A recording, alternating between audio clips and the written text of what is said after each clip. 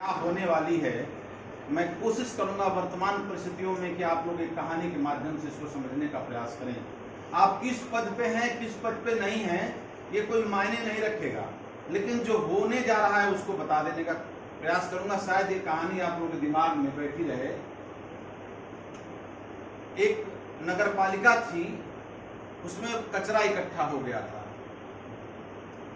तो वहां के म्यूनिसिपैलिटी के अधिकारियों ने कहा कि भाई इसको हटाने के लिए एक घोड़ा गाड़ी की जरूरत है। तो घोड़ा भी आ गया और गाड़ी भी आ गई। जब घोड़ा आ गया, गाड़ी आ गई, सफाई शुरू हो गई। सफाई तो ठीक हो रही थी, लेकिन किसी ने दिमाग लगाया, कहा कि यार जितना काम है उससे ज्यादा तो खर्च होने लगा।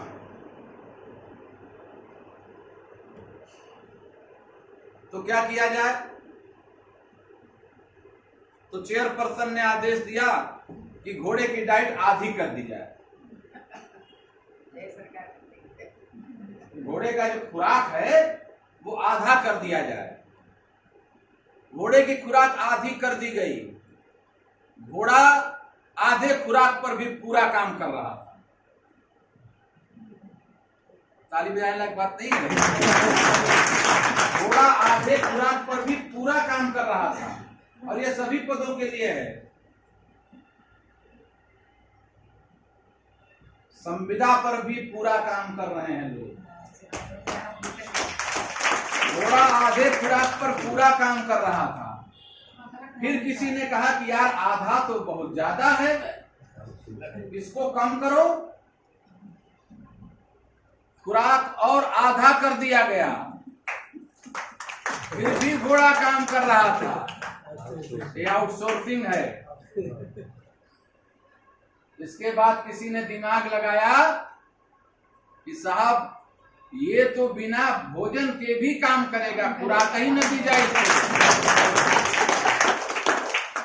मैंने देखा है अपनी आंखों से। कर्मचारी एक मेरा रिश्तेदार था, नौकरी नहीं मिली, पढ़ा लिखा आदमी था। वो तहसील में एक बाबू के साथ काम करने लगा, फिर वो बाबू मर गया। इसने काम संभाल लिया बिना किसी पोस्टिंग के, बिना किसी कागज के, और वो पूरी उम्र काम करके वो भी मर गया। तो घोड़ा बिना चारे के मरने को तैयार है। क्या उन्हीं घोड़ों में से आप भी हैं? अगर आप भी हैं तो मुबारक हो, हम उनमें से नहीं हैं। अब वहीं पे संगठन आता है और पूछता है कि तुम खुराक आधी क्यों दोगे, तुम आधी खुराक क्यों करोगे? अगर इस तरह का पूछने वाला आपको पालना है तो आपको घोड़े के साथ साथ उसकी बात करने वाले को भी दम देना पड़ेगा। 18 तारीख को परिषद के नेतृत्व में हम पूछने जा रहे हैं कि आउटसोर्सिंग क्यों, संविदा पे आधा वेतन क्यों, और अगर तुम इनको आधा वेतन और आउटसोर्सिंग पर रखकर तो इनके विनियमितीकरण का प्रस्ताव क्यों नहीं? और अगर हम ये सोचेंगे कि घोड़े के बारे में बात नहीं करेंगे तो घोड़ा तो खाने बिना मर ही जाएगा, उसको कोई रोक नहीं सकता। क्योंकि इस सोच के लोग आ गए, इस सोच के लोग नहीं आए कि घोड़े ने तो कचरा सफाई कर दिया, घोड़े को तंदुरुस्त रखो खिलाकर। ये सोच के लोग खत्म हो गए। इसलिए आप अपनी सोच बदलिए। हमको दुख इस बात का नहीं है। देखिए, हमारा संगठन छोटा सा है, हम बहुत छोटे नेता हैं, लेकिन मैं ये हैसियत रखता हूं कि एक बार एक बैठक में प्रशांत त्रिवेदी, प्रमुख सचिव चिकित्सा स्वास्थ्य को मैंने कहा, उन्होंने कहा कि मैं ये काम कर भी दूंगा तो आपका काम नहीं होगा। हमने कहा आप मेरा काम करिए, मेरा काम नहीं होगा तो मैं करा लूंगा, आपसे मांगने नहीं आऊंगा। तिवारी जी तुम संघर्ष करो, तिवारी जी संघर्ष करो। अब इस तेवर से काम करते हैं हम छोटे से संगठन, लेकिन विगत 10 सालों के अंतर्गत अगर किसी संगठन ने अपने लोगों की परिस्थितियां बदली हैं तो हमारा संगठन है। हमने पिछली मायावती की सरकार में 11 अरब रुपया सिर्फ एरियर बंटवा दिया था। 11 अरब। 5-5 लाख लोगों ने एरियर निकाला था। आज भी 2011 से पहले वेतन बनता है जब, तो लोगों का कलेजा फटता है कि 70,000 रुपया, 80,000 रुपया एनएम वेतन, 90,000 रुपया एनएम का वेतन, 2010 की नियुक्ति।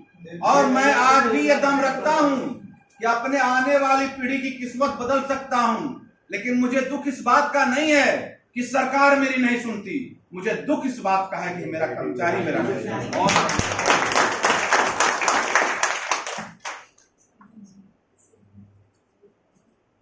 और मैं इस बात से बहुत दुखी हूं और इसीलिए मैं इस संगठन को प्रणाम करके जाना चाहता हूं। आपकी सोच को आपके हवाले सौंप के जाना चाहता हूं, क्योंकि मैं इस सोच में जिंदा नहीं रह पाऊंगा। मेरा मानना है संगठन मायावी नहीं होना चाहिए, संगठन वास्तविक होना चाहिए। हमको जितेंद्र सिंह जैसे लोग अच्छे लगते हैं जो खेती किसानी करते हैं, मेहनत के दम पे काम करते हैं, लेकिन अपने लोगों को जीने मरने के लिए सीएमओ का डंका बजा देते हैं। लेकिन ये बचता कब है? जब चारों तरफ से समर्थन की बात हो। हम जब व्यक्तिगत संगठन क्या है? संगठन सामूहिक फायदे की बात करता है, लेकिन जिम्मेदारी व्यक्तिगत देता है। जब संगठन लड़ेगा तो सामूहिक लोगों को फायदा होगा, जो आएगा उसको भी, जो नहीं आएगा उसको भी।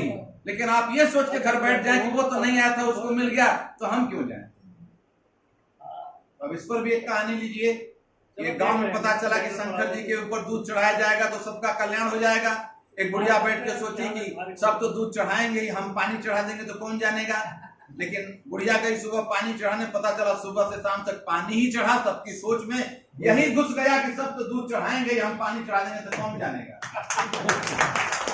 लेकिन पानी चढ़ गया, शंकर जी प्रसन्न नहीं हुए और किसी का कल्याण नहीं। ये सोच खराब है। मैं बहुत अभिभूत हूं आपके स्वागत से और आपके प्रयास से। हम आपको ऊर्जा देने नहीं, सच्चाई तो यह है कि आज मैं एटा से ऊर्जा लेने आया हूं। अगर आपने हमको ऊर्जा दे दिया तो प्रदेश का कल्याण हो जाएगा, और नहीं तो मैं चुनाव करके और सलाम करके निकल लूंगा। मुझे अब ये संगठन उस तरह का नहीं लग रहा है जिस तरह का मैं इसको चाहता हूं। मैं अपने अधिकारी का सम्मान करता हूं, लेकिन अपने सवालों को उसके सामने रखकर गिड़गिड़ाता नहीं हूं। मैं अपने सवालों को उसके सामने रख करके बहुत हैसियत के साथ कहता हूं कि इसको पूरा करिए। अस्थायीकरण इस जनपद में नहीं है, 22 साल का आदमी है। किस सीएमओ की मजाल है कि उसे मांग किया जाए अस्थायीकरण न करे? और कैसे आप लोग बैठ जा रहे हैं?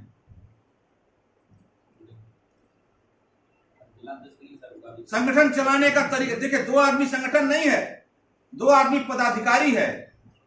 पिछली कतार में खड़ा आदमी जब तक उद्वेलित नहीं होगा तब तक आंदोलन सफल नहीं होगा। लेकिन पिछली कतार में अगर उद्वेलित आदमी सफल हो गया तो कौन सीएमओ क्या बिगाड़ लेगा?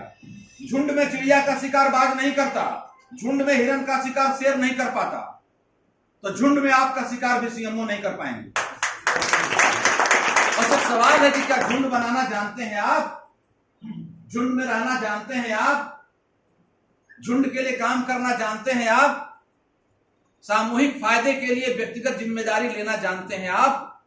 और अगर नहीं जानते तो आपकी सोच का नाम संगठन नहीं है, लेकिन जो व्यक्तिगत जिम्मेदारी सामूहिक फायदे के लिए लेता है उस सोच का नाम संगठन है। तो आपकी जो समस्याएं हैं हमारे पास, वो सब प्रस्ताव में तब्दील होकर शासन के पास हैं। मैंने सबसे कहा था पूरे प्रदेश से कि आप लोग लिख करके दो कि अगर सरकार ने मेरी बात नहीं सुनी हमारे संगठन की, तो हम सभी लोग सामूहिक अवकाश पे चले जाएंगे। लेकिन शर्म और दुख इस बात का है कि कितने प्रस्ताव नहीं भिजवाए हैं हमने, लेकिन 70 जनपदों में सिर्फ 8 जनपदों ने यह काम किया। चाणक्य ने कहा दल का मुखिया सक्रिय और दल निष्क्रिय, आप हार जाएंगे। दल सक्रिय, मुखिया निष्क्रिय, आप हार जाएंगे। दल और मुखिया दोनों सक्रिय, तो आप जीत जाएंगे। तो जीतने के लिए लड़ना है कि दिखाने के लिए? अगर दिखाने के लिए लड़ना है तो मैं आपका नेता नहीं हूं। अगर जीतने के लिए लड़ना है तो मरते दम तक आपका नेतृत्व करके और आपको सफलता दिला देंगे। तिवारी जी संघर्ष करो, हम तुम्हारे साथ हैं। तिवारी जी संघर्ष करो, हम तुम्हारे साथ हैं। अब सवाल यह है कि जो विजेता होता है वो ये कहता है कि मुझे पाने के लिए कुछ करना चाहिए, और जो पराजित लोग होते हैं, पराजित सोच के लोग हैं, वो ये कहते हैं कि ये चीज होनी चाहिए। आपके बैठ के कहने से होनी चाहिए से तो हो नहीं जाएगा। व्हाट्सएप पर एक ग्रुप बना करके हमको गाली देने से हो नहीं जाएगा। हमारे प्राण में ऊर्जा भरने से आपका काम हो सकता है। हमारे संगठन को ताकत देने से आपका काम हो सकता है। अगर 4000 लोग कंधे से कंधा मिलाकर खड़े हो जाएं तो दुनिया की कोई जंग जीती जा सकती है, और 4 लाख लोग अगर बैठ करके एक दूसरे की निंदा करें तो कोई जंग आप नहीं जीत सकते। नहीं। तो मैं ये कहने आया हूं कि आप जनपद से लेकर प्रदेश स्तर तक संगठन में प्राण अगर आप नहीं फूकेंगे तो काम नहीं होगा। और संगठन अभी तक एक सौभाग्य है कि आपको हमको संगठन बनाने का अधिकार है। अब धीरे धीरे ये सौभाग्य छीन रहा है कि आप कुछ मांग सकते हैं। अब जितेंद्र ने कहा ना कि पहले अधिकारी जाते थे तो काम के साथ पूछते थे कोई परेशानी, अब ये नहीं पूछते हैं कोई परेशानी, काम कर किया आपने, पनिशमेंट कर कहते हैं कोई निशानी। बड़ा समय बदल गया। अब अभी तक आपको मान्यता प्राप्त संगठन आपके पास है और आप उसके माध्यम से अपनी बात रख सकते हैं, यह अधिकार आपके पास है, लेकिन आप उसको बनाएंगे नहीं। आप उसको बना लेंगे तो चलाएंगे नहीं। पहली बात तो बनाएंगे नहीं, ठीक ठाक बनाइए, फिर उसको चलाइए, फिर देखिए तमाशा। बनाने का क्या है? अच्छी सोच के साथ, न नया न पुराना, न ऊंचा न नीचा। ये क्या है कि भाई इसमें 2 ब्राह्मण रहना चाहिए, तो एक हरिजन रहना चाहिए, तो एक यादव, ये कौन सी सोच है? कर्मचारियों में ये सोच उनको खा जाएगी। नया पुराना होना चाहिए नहीं। अगर आप समय दे सकते हैं, अगर आप अपना उत्सर्ग कर सकते हैं तो आप आगे आइए, आपका स्वागत है। पदों के लिए लड़ेंगे तो आप कहीं नहीं पहुंच रहे हैं, आपका संगठन मायावी होगा। लेकिन अगर आप हक के लिए लड़ेंगे तो आपका संगठन होगा, आपका सम्मान होगा, आपके लोगों को फायदा होगा। पद यहां एक जिम्मेदारी के रूप में है, लेकिन अगर संगठन का पद नहीं है, संगठित नहीं है आप, उस पद का दुरुपयोग होगा। जैसे आप एक व्यक्ति के रूप में एसीएमओ को पत्र नहीं लिख सकते कर्मचारी के रूप में। कर्मचारी के रूप में आप पत्र सिर्फ और सिर्फ अपने प्रभारी को लिख सकते हैं, नहीं तो कर्मचारी आचरण सेवा नियमावली लग जाएगी। लेकिन जिलाध्यक्ष के रूप में आप अपना पत्र सीएमओ को लिख सकते हैं, डीएम को लिख सकते हैं, एसीएमओ को लिख सकते हैं, मुख्यमंत्री को लिख सकते हैं, स्वास्थ्य मंत्री को लिख सकते हैं। पावर समझिए इसका। लेकिन अब उस पद पे बैठा दिया किसी को आपने और आप सिरे से गायब हो गए। संगठन तो बना लिए लेकिन चलाए नहीं।